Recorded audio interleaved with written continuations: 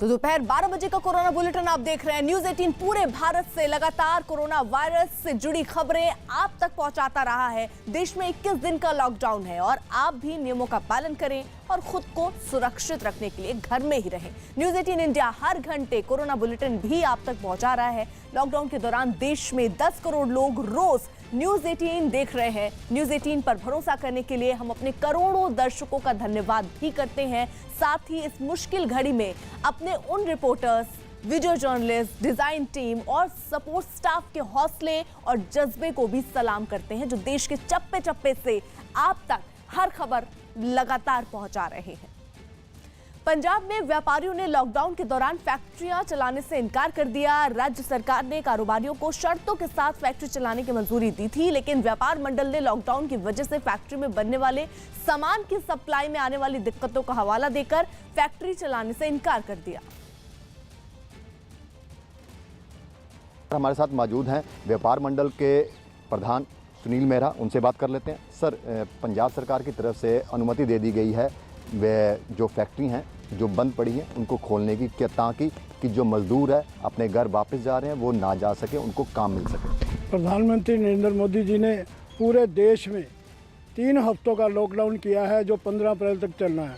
इसी बीच मुख्यमंत्री कैप्टन अमरिंदर सिंह जी ने कल एक घोषणा की है कि लेबर पंजाब की ना जाए जो दूसरे स्टेटों की जा रही है, और उस लेबर को रोकने के लिए फैक्ट्रियां खोल दी जाएं। मैं पूछना चाहता हूं कैप्टन अमरिंदर सिंह जी से, आप लेबर को रोकना चाहते हैं, फैक्ट्रियों को चलाना चाहते हैं, आपने शर्तें बहुत लगा दी हैं कि पहली शर्त यह है कि हेल्थ कार्य उनकी चेकिंग हो। हमारे पास ना डॉक्टर है, ना डॉक्टरों की टीम है, और लोकल डॉक्टर भी आज उनको दिखाने जाओ तो वो कहते हैं कि हॉस्पिटल चले जाओ। कैसे उनका चेकअप करेंगे? कोरोना वायरस का कहर फूलों पर भी पड़ा है। हॉलैंड के नाल्डविक शहर में लाखों फूल कूड़ेदान में फेंक दिए गए, जबकि दुनिया में फूलों के व्यापार में हॉलैंड का करीब 40% हिस्सा है। वहां दुनिया का सबसे बड़ा फूलों का बाजार है, जहां से हर साल करोड़ों फूल और पौधे बेचे जाते हैं।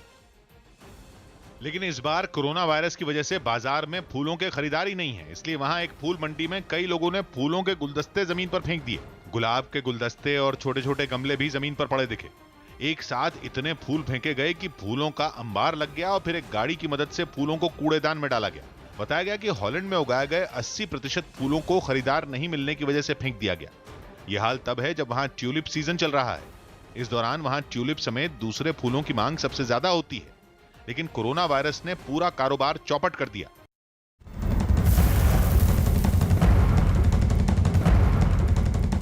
इस वक्त की बड़ी खबर उत्तर प्रदेश से। उत्तर प्रदेश के मुख्यमंत्री योगी आदित्यनाथ ने दिल्ली के मुख्यमंत्री अरविंद केजरीवाल को चिट्ठी लिखी है, और चिट्ठी लिखकर उन्होंने भरोसा दिया है केजरीवाल को कि जो दिल्ली के लोग हैं, यूपी में रहते हैं, उनका पूरा ख्याल रखा जाएगा। और साथ ही उन्होंने अपील की है कि यूपी के लोग जो दिल्ली में रहते हैं उनकी सुरक्षा और उनकी जरूरत का भी पूरा ख्याल दिल्ली सरकार रखे। तो ये चिट्ठी यूपी के मुख्यमंत्री योगी आदित्यनाथ की तरफ से लिखी गई है दिल्ली के मुख्यमंत्री अरविंद केजरीवाल को। आपको बता दें, अभी हाल ही में अरविंद केजरीवाल ने भी प्रेस कॉन्फ्रेंस कर साफ तौर पर कहा था कि दिल्ली में जो यूपी बिहार के लोग रह रहे हैं वो उनका पूरा ख्याल दिल्ली सरकार रखेगी। देश में कोरोना वायरस के मामले बढ़कर 1071 हो गए हैं। पिछले 24 घंटों में इस जानलेवा वायरस से पीड़ित 92 और मरीज सामने आए हैं। कोरोना वायरस की वजह से अब तक 29 लोगों की मौत हो चुकी है, जबकि 100 लोग ठीक भी हो चुके हैं। उन्हें अस्पताल से छुट्टी भी दे दी गई है। कोरोना वायरस की महामारी से निपटने के लिए एम्स ने ट्रॉमा सेंटर की बिल्डिंग को कोरोना अस्पताल बनाने का फैसला किया। 242 बेड वाले एम्स ट्रॉमा सेंटर में आमतौर पर हादसे के शिकार लोगों को इलाज के लिए लाया जाता है। अस्पताल के सूत्रों के मुताबिक कोरोना के इस अस्पताल के लिए 18 अतिरिक्त बेड के साथ 260 बेड का बंदोबस्त किया जाएगा। 50 आईसीयू बेड के साथ साथ यहां करीब 70 वेंटिलेटर का भी इंतजाम होगा, और इस सिलसिले में एम्स प्रशासन जल्द ही घोषणा कर सकता है।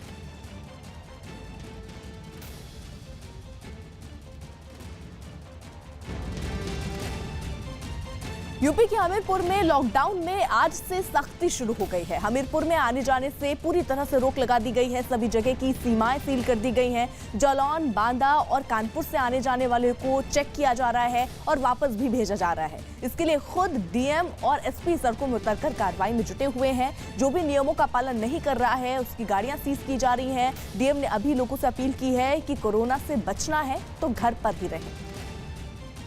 जंग जैसे हालात से जूझ रहे गाजा पट्टी में भी कोरोना वायरस के मामले सामने आने के बाद वहां अस्पताल बनाने का काम तेज कर दिया गया। कोरोना वायरस के खौफ से पहले गाजा पट्टी और इजराइल के बीच काफी तनाव था, लेकिन कोरोना वायरस का डर जंग पर भारी पड़ा और गाजा पट्टी में लड़ाई रोककर अस्पताल बनाने का काम शुरू किया गया। क्वारंटीन किए गए मरीजों को रखने के लिए इस अस्पताल में अलग अलग कमरे तेजी से बनते दिखाई दिए। अस्पताल के पास खुदाई करने वाली कुछ मशीनों की मदद से मिट्टी भरी जाने लगी, जबकि कुछ लोग अस्पताल की दीवारों और दूसरी चीजों को बनाने में जुट गए। इस बीच एक आदमी वहां बिजली के काम में जुटा दिखा। दावा किया गया कि मुश्किल दौर में यह अस्पताल आसपास के इलाकों में भी महामारी से लड़ने में मदद करेगा।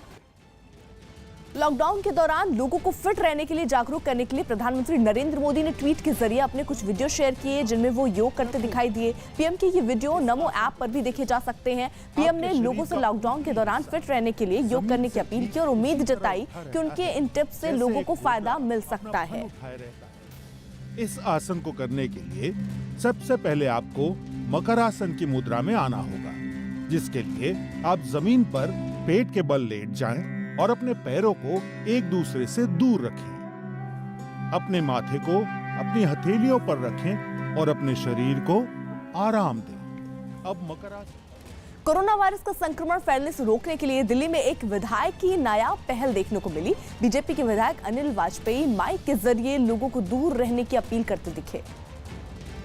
इस वक्त हम मौजूद है दिल्ली के गांधी नगर में, जहां पर तमाम लोग जो है वो बाहर नजर आ रहे हैं और यही हमें नजर आ रहे हैं यहाँ के एमएलए अनिल वाजपेयी, जो लगातार माइक और लाउडस्पीकर की मदद से तमाम लोगों को सोशल डिस्टेंसिंग रखने के लिए कह रहे हैं। यहाँ फिलहाल आप देखें कि सब लोगों को वो अवेयर कर रहे हैं, बता रहे हैं कि उनको डिस्टेंस कम से कम मेंटेन करना है। ये बैंक के बाहर की तस्वीरें हैं, बैंक खुला हुआ है, इस वजह से लोग अपने कामों के लिए आज निकल कर बाहर आए हुए हैं। जो बैंक के अधिकारी हैं वो भी बाहर हैं, लोगों को सोशल डिस्टेंस मेंटेन करने के लिए कह रहे हैं। आप देखिए तमाम लोग यहाँ पर आए हुए हैं, अपनी बारी का इंतजार कर रहे हैं और विधायक के कहने के बाद सब गैप लेकर फिलहाल यहाँ पर खड़े हुए हैं। किस तरीके से आप लोग कोशिश कर रहे हैं कि सोशल डिस्टेंसिंग मेंटेन हो? देखिए, हम लोग तो पूरी विधानसभा में जा के मैं लोगों से अपील कर रहा हूँ कि आप लोग सोशल डिस्टेंस बनाए रखें।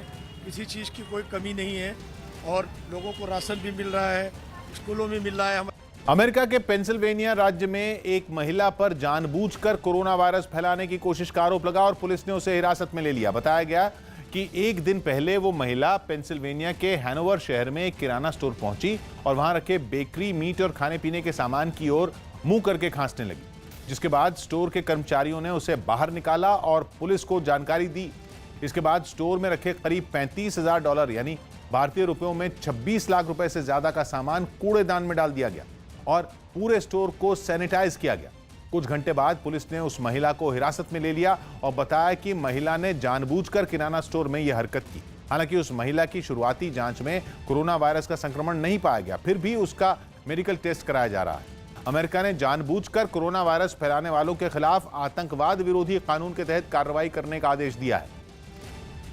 लॉकडाउन के दौरान अपने घर बिहार के मुंगेर में फंसे कई फिल्मों में काम कर चुके और चार्ली चैपलिन 2 के नाम से जाने जाने वाले अभिनेता राजन कुमार सिर पर खाट रखकर लोगों को कोरोना वायरस के प्रति जागरूक करते दिखे।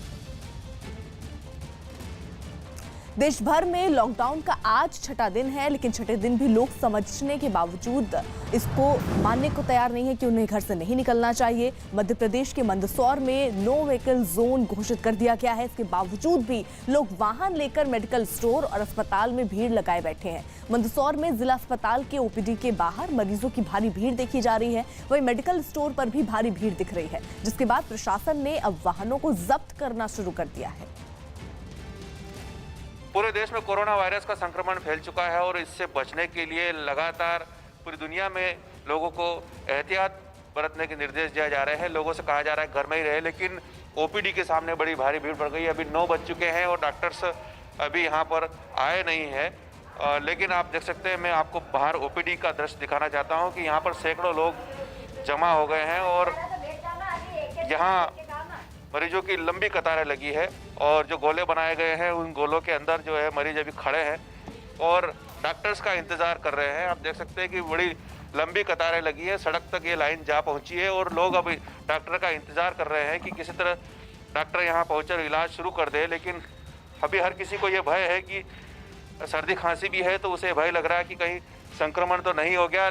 इसको लेकर के लगातार जो है लोग परेशान हो रहे हैं और लंबी लंबी कतारें यहाँ पर लगी है। इंदौर में कोरोना वायरस से संक्रमित नए 7 मामले आए हैं, जबकि कोरोना वायरस की चपेट में आने के बाद मध्य प्रदेश में मरने वालों की संख्या 3 हो गई है। 7 नए मरीजों के सामने आने के बाद इंदौर में कोरोना पॉजिटिव मरीजों की गिनती अब 27 हो गई है। मध्य प्रदेश में अब तक 47 कोविड-19 मरीज मिल चुके हैं, जिनमें से आधे से ज्यादा इंदौर में है। 3 दिन पहले ही उज्जैन के 38 साल के एक शख्स की अस्पताल में मौत हो गई थी। कोरोना के लक्षण पाए जाने पर उसका सैंपल जांच के लिए भेजा गया था, जिसकी रिपोर्ट पॉजिटिव आई थी। इंदौर में कोरोना के बढ़ते हुए केस को देखते हुए प्रशासन ने 3 दिन के लिए पूरी जो लॉकडाउन है उसे करवाया है, जिससे वहां दूध समेत तमाम जरूरी सामानों की जो दुकानें हैं वो पूरी तरह से बंद रखी गई हैं। अब चलते हैं कोरोना कंट्रोल रूम।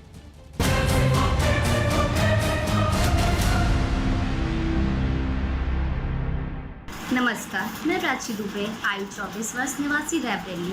मेरा आपसे ये प्रश्न है कि कोरोना क्या जानवरों से इंसानों में भी फैल सकता है? सर, मैं संतोष बोल रहा हूँ उड़ीसा बड़बिल से। डॉक्टर साहब, हमें एक बात जाननी थी। ये जो कोरोना वायरस अभी चल रही है वो क्या जानवर से इंसान को आ सकती है क्या? जी हाँ, ये जानवरों से ही आता है। जो प्रेजेंट एपिडेमिक जो महामारी फैली है कोविड-19 की, ये सार्स कोरोना वायरस 2 बैट या चमगादड़ से ही आया है।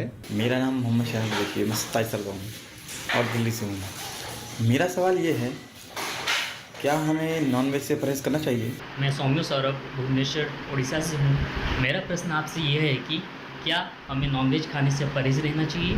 अपने देश में कोई भी नॉनवेज प्रिपरेशन हम पूरी तरह पका कर खाते हैं, ऐसे में इसका कोई डर नहीं है। हेलो सर, मेरा नाम आकांक्षा अभिषेक राज है और मैं कानपुर से हूँ। मेरी उम्र 25 साल है। मैं ये पूछना चाहती हूँ, आजकल जो ये कोरोना डिसीज़ फैली हुई है, इसमें हमें मॉर्निंग वॉक करना चाहिए या नहीं? प्रयागराज से मैं अभयराज। सर, मैं इस समय हाई स्कूल में स्टडी कर रहा हूँ, तो डॉक्टर साहब से मेरा यह सवाल है कि इस समय हम मॉर्निंग वॉक कर सकते हैं या नहीं? मैं सौम्य प्रकाश मुंडा, केवंझर, उड़ीसा से बोल रहा हूँ। क्या सर मैं इस वक्त मॉर्निंग वॉक कर सकता हूँ? इस लॉकडाउन के फेज में चूँकि घर से बाहर निकलना मना है, तो हम सभी को 30 मिनट एक्टिव एक्सरसाइज अपने घर पे ही करना चाहिए। पार्क में नहीं जाना चाहिए, क्योंकि हम फिर सोशल डिस्टेंसिंग के अपने नियम को तोड़ देंगे। मेरा नाम अनुभव सिन्हा है। दानापुर के सगुना मोड़ के पास मैं रहता हूँ। पहले से जो लोग शुगर, बीपी आदि के पेशेंट हैं, उनके लिए एक समस्या ये हो गई है कि दवाओं के लिए बाहर निकलना पड़ता है। वैसे में कम्युनिटी इन्फेक्शन का भय भी रहता है उनके अंदर।